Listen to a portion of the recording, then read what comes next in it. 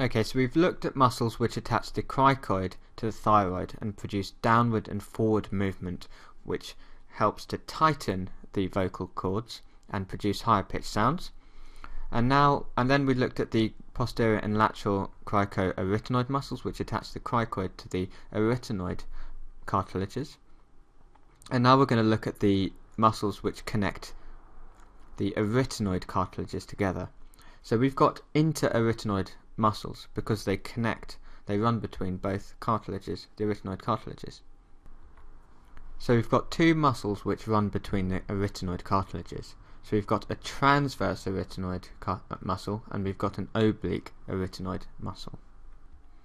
So we're looking at a posterior view of the cricoid with the arytenoid cartilage sitting on top. So we've got the transverse arytenoid muscle running from the posterior lateral surface of one arytenoid cartilage to the posterior and lateral surface of the other arytenoid cartilage.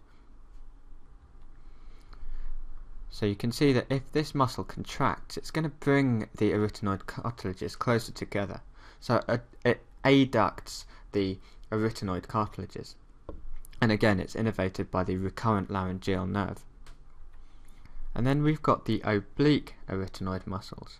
So these originate posteriorly on the surface of the muscular process. So remember, we've seen two muscles attaching to this muscular process already, the posterior and lateral cricoarytenoids, and now we're seeing a third. So this is the oblique arytenoid muscle, which originates on the posterior surface of the muscular process, and then it runs obliquely, which gives its name, and it attaches on the opposite cartilage. So it attaches at the back of the apex of the other arytenoid cartilage. So you've got two of these. So the other one obviously has the same origin and insertion. So it runs from the posterior surface of the muscular process of the arytenoid cartilage and inserts on the apex of the other arytenoid cartilage. So if I just rotate this model round, the oblique arytenoid muscle is quite interesting because some sources say that the muscle continues past, so when it reaches the apex of the arytenoid cartilage, it continues round and forms this muscle which attaches to the epiglottis. So this is referred to as the aryepiglottic muscle, and it's sometimes considered part of the oblique arytenoid muscle. So it's considered a continuation of the oblique arytenoid muscle. So if you imagine this oblique arytenoid muscle attaching from the muscular process to the apex of the arytenoid cartilage opposite, and then you've got this aryepiglottic muscle which might be a continuation of this muscle, but it attaches from the arytenoid cartilage and it runs up in the aryepiglottic fold to attach to the epiglottis. So you've got this aryepiglottic muscle. So you can see if this aryepiglottic muscle were to contract, it would close the laryngeal inlet. So it'd bring the epiglottis down and close the laryngeal inlet. So whether or not the aryepiglottic muscle is considered a part of the oblique arytenoid or not, just remember that there is a muscle attaching from the arytenoid cartilage to the epiglottis and it can close the laryngeal inlet. So the interarytenoid muscles, the transverse arytenoid and the oblique arytenoid, and the aryepiglottic part, or the aryepiglottic muscle, are innervated by the recurrent laryngeal nerve. Okay, so the last muscle we're going to talk about is the thyroarytenoid muscle. So the best way to show you this is through a cross section. So I'm going to rotate the thyroid cartilage round laterally, and I'm going to slice it through the middle. So we're now looking at a slice of the larynx. So I've cut it through the midline, so you can see it like that. So I'll just rotate it round laterally, and we'll be able to look at the inside of this cartilage now. So remember, between the cricoid cartilage and the thyroid cartilage, you've got this cricothyroid membrane. So the thyroarytenoid muscle attaches from the thyroid cartilage to the arytenoid cartilage. So it originates around this area here. So it attaches to the thyroid angle and a little bit to the cricothyroid membrane below, and then it attaches to the anterolateral surface of the arytenoid cartilage. So it's quite a broad muscle.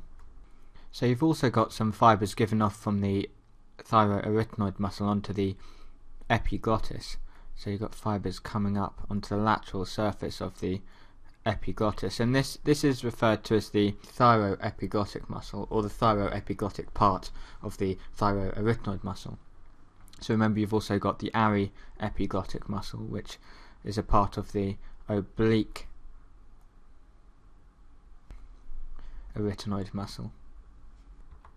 So the thyroarytenoid muscle is often thought of as two parts. So you've got the vocalis muscle and then you've got the thyroarytenoid part. So we're going to, it depends on the source you look at, but different sources tell you different things. So in this tutorial we're going to look at the vocalis muscle as a separate muscle and the thyroarytenoid as a separate muscle. So the thyroarytenoid muscle, it originates on the thyroid angle, and below it has attachments to the cricothyroid ligament, and then it inserts onto the anterolateral surface of the arytenoid cartilage. And then it gives off these fibres which attach to the lateral surface of the epiglottis. So this is the thyroepiglottic part, or thyroepiglottic muscle, and I just drew on this muscle here which connects the arytenoid to the epiglottis, and this is the aryepiglottic muscle. So I'm just showing you this diagram here, which shows a nice illustration of what I've shown you. So we're looking at the same kind of section with the thyroid cut through the midline. You've got these fibres going up to the epiglottis, the thyroepiglottic muscle. You've got the broad thyroarytenoid muscle, and you've got the aryepiglottic muscle here. So the thyroarytenoid muscle has two parts. So we're going to look at the vocalis muscle, which is considered a part of the thyroarytenoid muscle. So just coming back to the 3D model, what we're going to do is we're going to rotate it around anteriorly, and then we're going to look superiorly down at the larynx. So from this view you can see the attachment of the vocalis muscle. So the vocalis muscle runs lateral to the vocal ligament. So you can see the vocal ligament here, and the vocalis muscle originates on the lateral surface of the vocal process, and it inserts along the vocal ligament. So it attaches along the vocal ligament, and it also attaches at the thyroid angle. So the function of the thyroarytenoid muscle and the vocalis muscle is to adjust the tension in these vocal cords. So remember, we looked at the cricothyroid muscle, which could stretch the vocal ligament and thereby produce higher pitched sounds.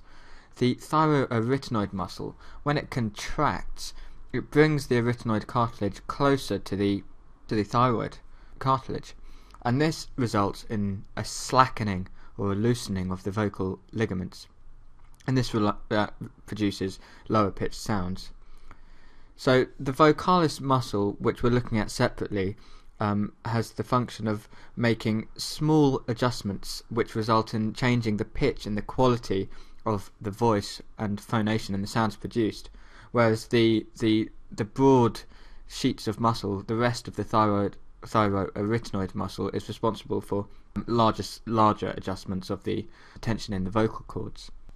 So I just thought I'd show you this diagram as well, just to show you the relationship of the thyroarytenoid muscle to the other structures in the larynx.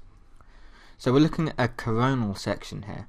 So you can see the epiglottis here, the aryepiglottic folds dropping downwards from the lateral aspect of the epiglottis, and then you've got the vestibular folds folding around the vestibular ligament, and then you've got the ventricle, the laryngeal ventricle, and you've got the vocal fold folding around the vocal ligament.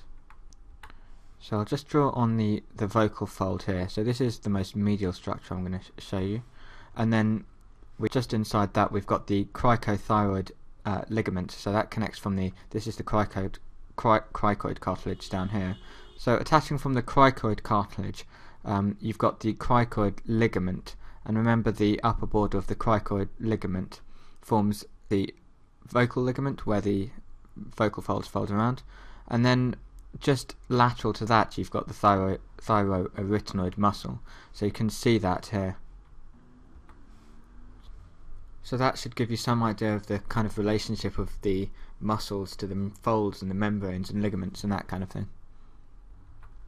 So that's the thyroarytenoid muscle.